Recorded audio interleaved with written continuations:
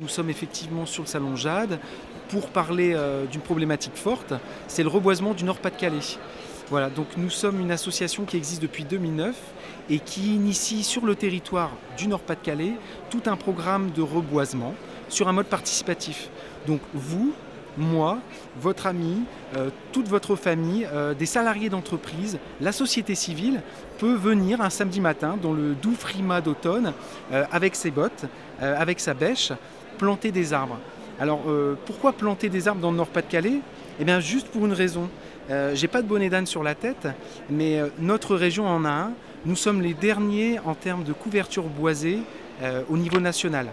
Alors deux chiffres. Nous, c'est 7% de couverture boisée dans le Nord-Pas-de-Calais. Le reste de la France, en moyenne, c'est 30%. On pourrait se dire, ben écoutez, c'est pas grave. Ben si, c'est grave. Parce que quand on allume notre télé, souvent l'hiver, on se rend compte que dans des coins comme vers Soltin, par exemple, il y a de très forts risques d'inondation. On est la région la plus soumise à l'aléa climatique. Dès qu'il pleut, dès qu'il y a une pluie torrentielle, il y a de forts ravinements, on perd en fertilité des sols, donc là je m'adresse aux agriculteurs.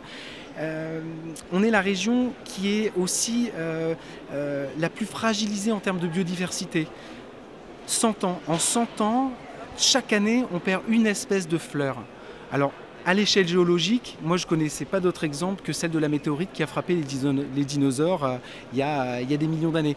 Donc vous voyez que l'influence de l'homme sur notre région, par son passé industriel, par la guerre, par l'urbanisation, l'étalement urbain, l'artificialisation, une exploitation agricole de plus en plus forte aussi, eh bien, tout ça conduit aujourd'hui à ce constat alarmant que je vous ai dit, dernier de la classe, dernier en termes de couverture boisée.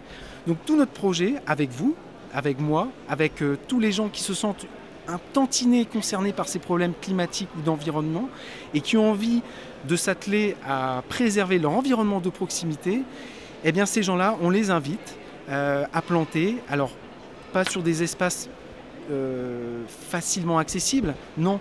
Notre difficulté à nous et celle qu'on s'impose, c'est d'aller conquérir un territoire qui jusqu'à maintenant était un peu délaissé de la part des institutions publiques, c'est le territoire agricole. Celui qui souffre le plus de l'artificialisation, celui qui perd 1630 hectares tous les ans pour construire des infrastructures de plus en plus gourmandes en terre, eh bien voilà, nous on va planter là où il y en a le plus besoin.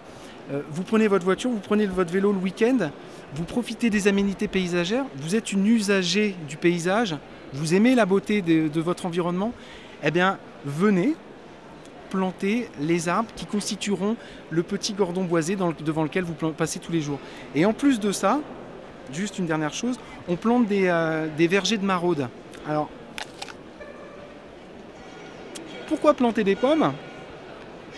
Eh bien parce que justement, dans notre région, on a perdu toute cette spécificité-là aussi. On avait des centaines de variétés différentes. Aujourd'hui, vous allez au supermarché, vous avez de la Pink Lady et vous avez de la Golden. Et là, on mange de la cabarette. Ouais, une vieille essence qui a disparu et qu'on est en train de réintroduire aussi dans notre région. Voilà. Et enfin, pour finir, un petit geste tout simple. On propose aux gens de lancer des grenades. Donc ce sont des petits sachets dans lesquels on met des espèces, ces petites espèces de fleurs qui sont en train de disparaître de notre région. Elles sont dans cette petite enveloppe. Une enveloppe, c'est aussi des lettres d'amour. Et bien nous, on offre des fleurs que vous pouvez jeter et pour renaturer un talus, un fossé. Voilà. Alors très concrètement, c'est un appel citoyen. Voilà. C'est ce que je vous dis en fait. On invite sur un mode participatif qui le souhaite. Ce sont des étudiants, ce sont des habitants de la ville concernée, ce sont des agriculteurs, ce sont des employés d'entreprise qui ont un projet d'entreprise axé sur le reboisement, qui sont invités ou qui s'inscrivent sur notre site internet ou qui viennent consulter sur notre site internet, donc Pocheco Canopée Reforestation, et peuvent suivre notre calendrier de plantation pour la région. Voilà. Maintenant, si vous êtes une personne à mobilité réduite, vous pouvez effectivement sur notre site internet vous assurer que sur tel territoire on a planté tel nombre d'arbres. Par contre, on ne part pas du principe que vous allez parrainer un arbre, vous allez parrainer un projet, vous allez parrainer un ensemble forestier. Voilà.